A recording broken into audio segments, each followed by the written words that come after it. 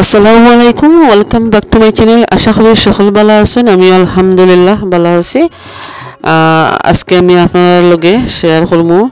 আমি লাস্ট একটা ভিডিওর মধ্যে শেয়ার করছিলাম আমি বীজ রোপণ করছিলাম, আর হয়েছিলাম যে কোন কোন বীজ রোপণ করলে অল্প দিনে বালা ফলন পাইবা, সিজনের সময় ফলন ধরব, মানে ফসল ধরব। তো আজকে আমি দেখাইমু আমি যে রোপণ করছিলাম কিলা আমার গাছগুলা উঠছে, কতগুলা বীজ নষ্ট হয়েছে আর কতগুলা উঠছে, ওগুলা আপনার লগে শেয়ার করবো। আশা করি পুরা ভিডিওটা দেখবা, দেখলে অবশ্যই আপনারা উপকারে আইবও। দেখতে পাররা মাশাআল্লাহ গাছগুলো অনেক বড় হয়ে গেছে। আর কিলা আমি রোপণ করছি সামান্য আগের ভিডিওর মধ্যে আমি শেয়ার করছিলাম, তো আবারও আমি পুরনো প্রচার করলাম, দেখাইলাম আমি কিলা বীজগুলা রোপণ করছি। শিমুর বীজ বা উড়ি বীজ, কিন্তু সাদা যে অংশটা থাকে এগুলা কিন্তু নিচের দিকে দেওয়া লাগে। তো আমি কিলা রোপণ করছিলাম আবারও একটু দেখাইলাম, ও ভিডিওর ক্লিকটা আমি আবারও আপনারা লগে শেয়ার করলাম। তো আমি কিন্তু এই বছর কোনো এক্সট্রা মাটি কিনে আনছি না। বীজ রোপণ করার লাগে আলাদা মাটি আছে, ইউকের গার্ডেন শপও পাওয়া যায়, মানে বীজ রোপণ করার আলাদা মাটি। তো আমি এই বছর আসলে খুবই ব্যস্ততার কারণে আমি মাটি আনতাম পারছি না। আমি পুরানা মাটি গার্ডেন থেকে তুলে আনছি। আমার যে নাগামরচুর গাছ বা বেগুন গাছ আমি টবের মধ্যে রোপণ করছিলাম, ওগুলা থেকে আমি মাটি তুলে আনিয়া রাখছিলাম, তারপরে বীজগুলা রোপণ করছি। আর বীজগুলারে আমি ভিজাইছি না, ডাইরেক্ট যেহেতু মাটিগুলা ভিজা আছিল, রোপণ করার পরে আমি কভার কইরা আমি গরম জায়গার মধ্যে রাখি দিছিলাম।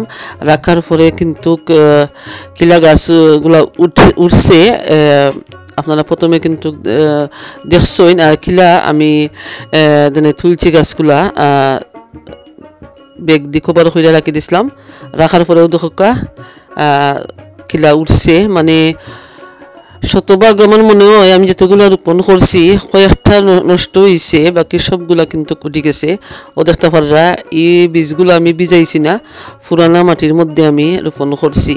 তো আপনারা এই ভিডিওটা শেয়ার করার উদ্দেশ্য হইল গিয়া আপনারা যারা শহর বসত শখে শখে গার্ডেনিং করেন, রোপণ করতে চাইন বীজ, এখন সময় আপনারা লাউ বীজও এখনও রোপণ করতে পারবা, আগে রোপণ করলে অবশ্যই আরও ভালো। আর উড়ি বীজ যদি রোপণ করতে চাইন এখন উপযুক্ত সময়।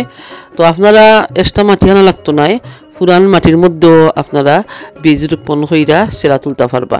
ও দেখোকা ও যে একটু আগে দেখছেন ওগুলা কিন্তু বড় হয়ে গেছে, রোজার লাগিয়ে আসলে আমি ভিডিও করতাম পারছি না, সময় করা গেছে না। আমরা সবাই সকলেও আমরা খুবই ব্যস্ত আসলাম রোজার এন্ডে দি, তো এই জন্য আর কি আর শেয়ার করতাম পারছি না। এগুলা কিন্তু যেগুলো আমি রোপণ করছি ও গাছগুলা দেখতে পারলাম মাশাআল্লাহ অনেক বড় হয়ে গেছে, মানে প্রায় সবগুলা বীজ থেকে সেরা উঠছে, বেশি নষ্ট হয়েছে না।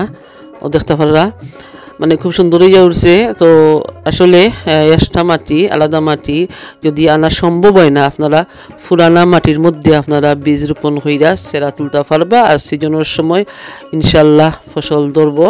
ও দেখতে পারা এটা হইল গিয়া চাইনিজ কুমড়ার যে খালা বীজ আমি রোপণ করছিলাম লাস্ট একটা ভিডিওর মধ্যে, ওগুলা মানে এগুলো আমার অনেক পুরানা বিচি আছিল, চাইনিজ কুমড়ার বিচি, পুরানা বিচি, তবুও গাছ উঠছে মাশাআল্লাহ। দুইটা গাছ উঠছে আমার, এই দুইটা গাছে যদি হয় ইনশাল্লাহ সিজনের সময় ইনশাল্লাহ যত্ন করলে অবশ্য ধরবো চাইনিজ কুমড়া। আর দেখতে পারা এখানে মাঝে আমি বাংলা লাউর বীজ আমি 60টা বীজ রোপণ করছিলাম, তো সবগুলা কিন্তু উঠে গেছে। তো আমি কইতাম শতভাগ বেশি কিন্তু বাস উঠবো, নষ্ট হইতো নাই। ভিজাইয়া বা টিস্যুর মধ্যে আমরা অনেক সিস্টেমে রোপণ করি, যদি সময় তো থাকে না আপনারা ওরকম আমার মতন হইয়া আপনারা জটপট মানে খুব ইজিভাবে তুলতে পারবা, এক্সট্রা হেডেক লাগতো নাই, পুরানা মাটির মধ্যেও আপনারা রোপণ করতে পারবা। আজকের ভিডিও যদি আপনার কাছে সামান্যতম ভালো লাগে প্লিজ লাইক কমেন্ট শেয়ার করতে ভুলবা না। আর ভালো থাকবা, সুস্থ থাকবা। আল্লাহ হাফেজ।